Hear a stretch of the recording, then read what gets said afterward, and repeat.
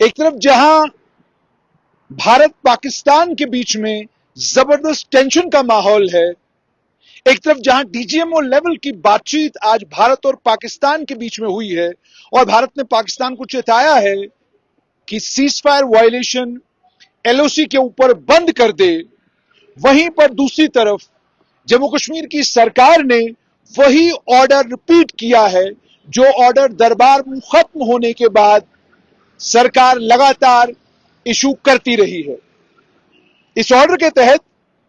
जो आज order issue हुआ है, इसमें एडमिनिस्ट्रेटिव सेक्रेटरी और जो यूनियन टेरिटरी लेवल के एचओडीज हैं, उन तमाम को कहा गया है कि 5 मई 2025 से वो तमाम लोग सिविल सचिवालय श्रीनगर में अवेलेबल रहेंगे और उन्हें यह भी कहा गया है कि वो जम्मू का सिविल सेक्रेटरी फंक्शनल रिक्वायरमेंट के मुताबिक अटेंड करते रहेंगे। और उसके बाद यह भी कहा गया है कि जो स्टाफ है इन एडमिनिस्ट्रेटिव डिपार्टमेंट्स का सिविल सेक्रेटरीट में, उसकी अवेलेबिलिटी को सुनिश्चित करने का काम जो है डिपार्टमेंट करेंगे। और स्टेट्स डिपार्टमेंट को कहा गया है कि जब कंसर्न डिपार्टमेंट आपको गुजारिश करे तो आप इन ऑफिसरान की, इन मुलाजमीन की रिहाइश का बंदोबस्त करें, जो मुलाजमीन, जो कर्मचारी जम्मू से श्रीनगर आएंगे।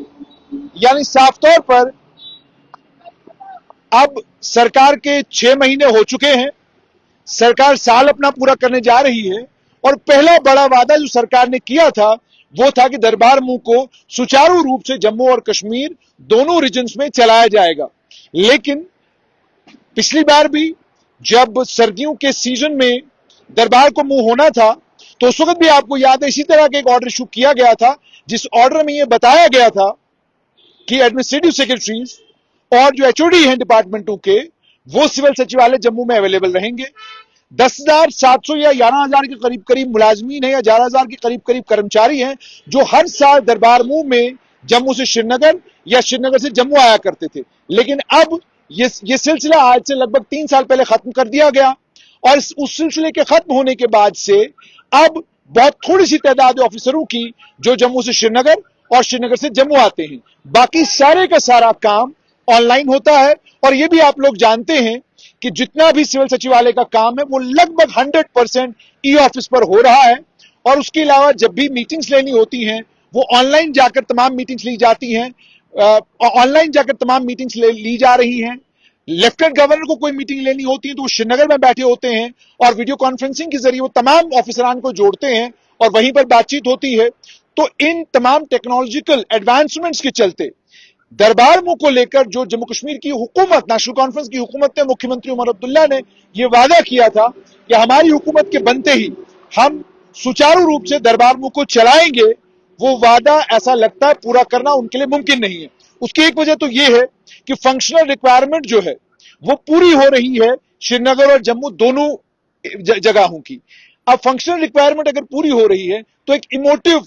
यानी इमोशनल अटैचमेंट दरबार के वर्ड के साथ जो है, उस इमोशनल सेंटिमेंट को एड्रेस करने के लिए उमर अब्दुल्ला ने कहा था कि हम दरबार मुंह के सिलसिले को दोबारा से शुरू करेंगे।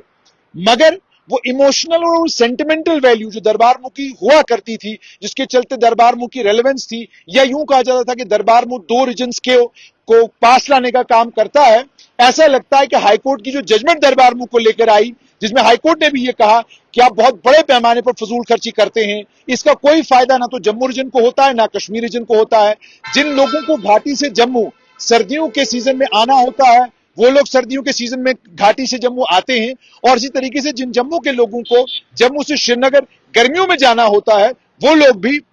लोग भी गर्मियों में जम्मू से श्रीनगर जाते हैं। लेकिन यूं कहा जाए कि दरबार मुंह जम्मू की इकॉनमी में बहुत कुछ ऐड करता है, तो उस पर भी हाईकोर्ट ने यह कहा था कि ऐसा जब हम रिकॉर्ड्स चेक करते हैं, जब हम दोनों रीजनों के बीच में दरबार मुंह के बाद जो कुछ होता है उसको जब हम देखते हैं तो हमें पता चलता है कि जितना खर्चा होता है उतना इस दरबार मुंह का फायदा नहीं है। तो उसके बाद आपको पता है कि सरकार ने ऑर्डर इशू करने शुरू किए थे कि जी एचओडी मूव करेंगे, यूटी लेवल के हेड्स मूव करेंगे, वही जम्मू कश्मीर की, और ये जम्मू कश्मीर की सरकार का ऑर्डर है, ये लेफ्टिनेंट गवर्नर का ऑर्डर नहीं है। यानी ये ऑर्डर जम्मू कश्मीर की सरकार ने किया है और 5 मई 2025 से श्रीनगर सिविल सचिवालय में तमाम एचओडीज और तमाम यूटी लेवल हेड्स अवेलेबल रहेंगे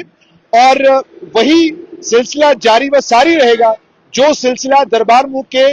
खत्म होने के बाद जम्मू कश्मीर में शुरू हुआ था। यानी नेशनल कॉन्फ्रेंस सरकार का वो सबसे बड़ा वादा कि दरबार मुंह सुचारू रूप से चलेगा, ऐसा लगता है कि जो जंग के बादल हिंदुस्तान और पाकिस्तान के बीच में मंडरा रहे हैं, जो पहलगाम का आतंकी हमला हुआ, उसके बाद इतना बड़ा फैसला लेने में जम्मू कश्मीर की नेशनल कॉन्फ्रेंस सरकार हिचक रही है।